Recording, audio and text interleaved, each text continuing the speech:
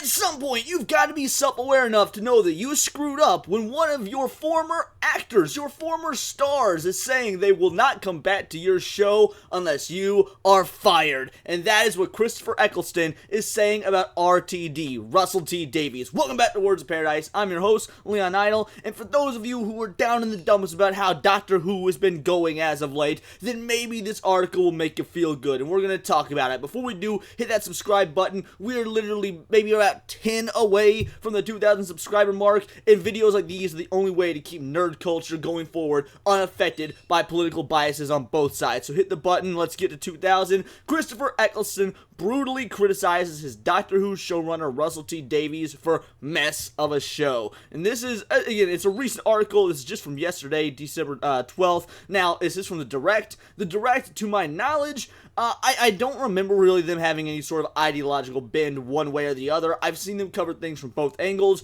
which is why I do like them. That said, they're also a bit clickbaity at times, so go with this, do with this information what you will, but I think it's, it's worth it to get this positive news out there for Doctor Who fans. Christopher Eccleston, the actor behind the 9th Doctor in Doctor Who, criticized showrunner Russell T. Davies for the mess of production, revealing that what it would take for him to return to the show. While most Doctor Who leads would hold on to the role for several seasons, Eccleston was the exception, only leading season 1 of the 2005 revival before passing on his TARDIS keys to David Tennant. And he's an often forgot about Doctor. A lot of people don't talk about him unless they're legitimate Doctor Who fans. Like, I know some people who are big time Doctor Who fans and they love Eccleston. Now, me personally, as someone who is not a Doctor Who fan, I like Eccleston as well, not as a doctor, but as an actor. I've seen him in other things, and he always comes across as a disappointed, maybe even angry father or football coach, and maybe that's what I like about him. He's very, very direct, which is pretty fitting since we're going from something by the Direct. That being said,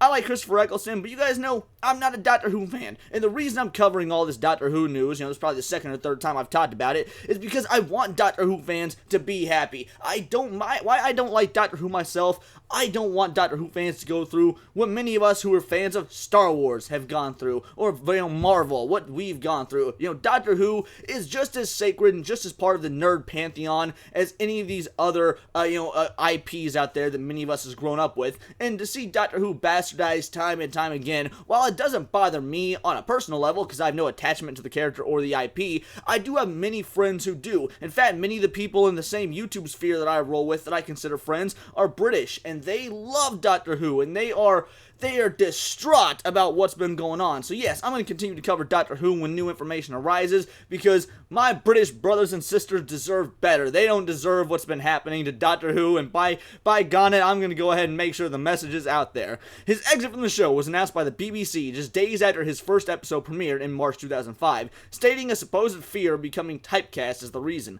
The studio later admitted to falsely attributing a statement to the actor and breaking an agreement not to confirm his exit so early. So yeah, there we go. The BBC, even back in 2005, was a crap garbage company. Maybe not for ideological purposes like they are now, but they absolutely were. Christopher Eccleston on Doctor Who production mess and potential return. The former Doctor Who stars Christopher Eccleston and Billie Piper recently attended the series panel for the For the Love of Sci-Fi 2023 convention. So this is his statements are from this year, 2023. Now, it doesn't say when this convention was. Maybe we can open this and get some more information. For the Love of Sci-Fi.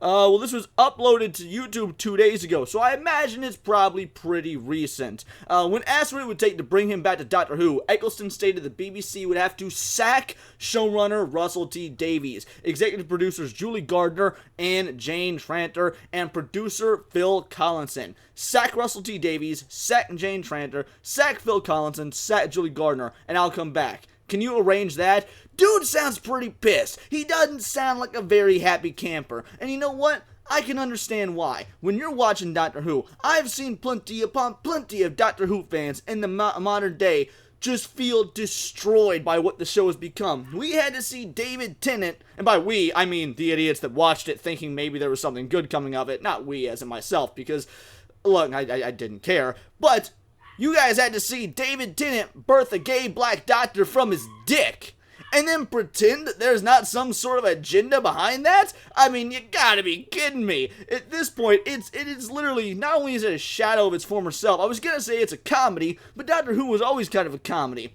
but not in this way. I mean, this is the sort of thing, this is the sort of comedy that's making that, what was that, Boys or whatever, that one Billy Eichner movie, like, it's making that look like a legitimate comedy. It's bananas to me that you can have something like that you can have David Tennant, one of the most celebrated doctors in all of Doctor Who history, turn him gay by acknowledging that he found Isaac Newton hot, turn him gay, then give birth to another gay doctor, and then have that same doctor have the actor say, well, I grew up in a very liberal bubble, and we're definitely going to address that in the show, which is another quote that he said. And you don't think folks are gonna revolt? I mean, your ratings are down into the 4 millions.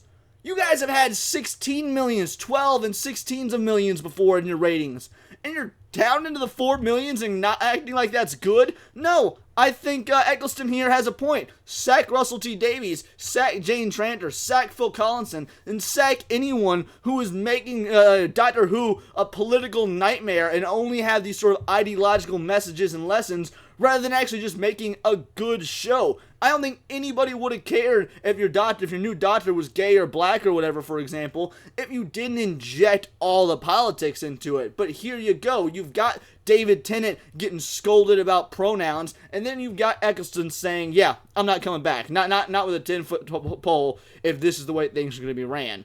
All four of those names worked on Doctor Who during Eccleston's time, leading to the show, but left in 2009 with the departure of David Tennant, and just recently returned to the series with these 60th anniversary specials. The Ninth Doctor actor was also questioned on if he dislikes being associated with the show, to which he revealed he loves being linked with the character. But Eccleston was clear that he is less fond of being associated with the people and politics behind the production of 2005 Season 1, calling it a mess. So even before Doctor Who was crap, even before Doctor Who was ideologically insane and only preached messages that you probably would not be proud to have your kids watch if you're any sort of sane, it was apparently a mess behind the scenes as well. Because the BBC, they didn't care about treating you good, they didn't care about giving you credit where credit was due, they probably didn't, if I had to guess, didn't care about their writing staff or about the people that weren't the ones in front of the camera, because all they cared about was making money, and to do so, lots of sacrifices were made.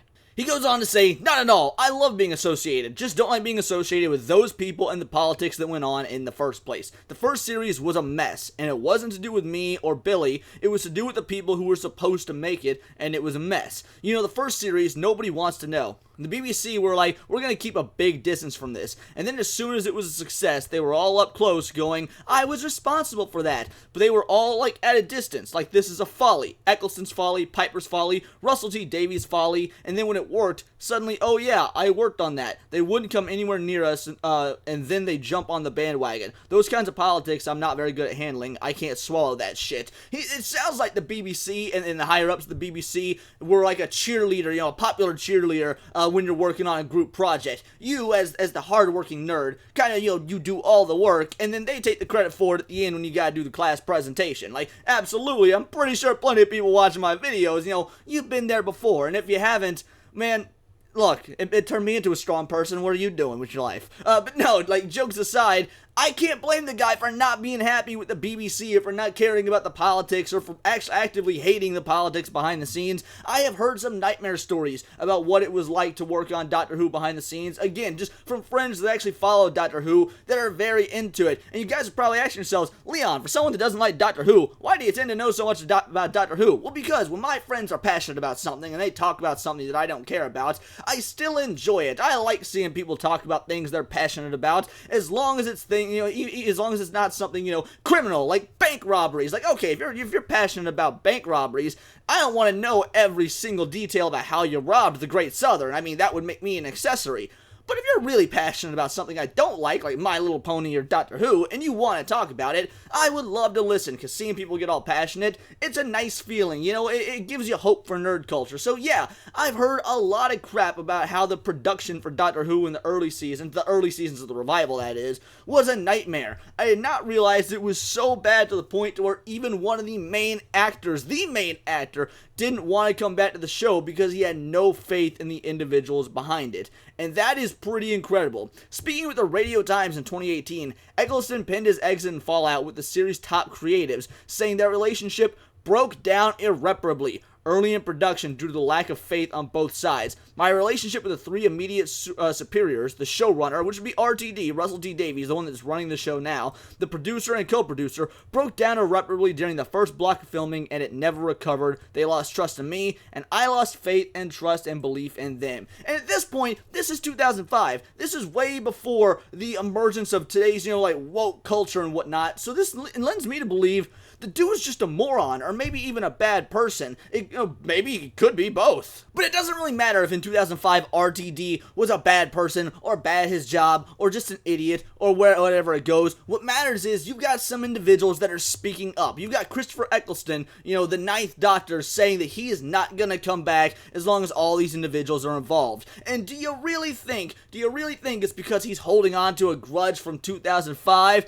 Hell no. There is no way that an actor would be like, you know what? The money is right, but damn, that grudge from 20 years ago, that's not what's going on. He's looking at this and he is seeing the irreparable damage that things like Doctor Who are doing to the culture and really to society at large. He's looking and seeing, oh wow, this show has nothing to do with good writing. It has nothing to do with acting. It has nothing to do with the spirit of Doctor Who. They don't care about Doctor Who, so I'm not going to come back if it's literally just an indoctrination machine. No paycheck is big enough for that, and I can respect that. I mean, let's be real. That's pretty much what he's saying. If he's saying he needs RTD and all these other individuals fired before he even thinks about coming back, it's not because of a grudge from 20 years ago.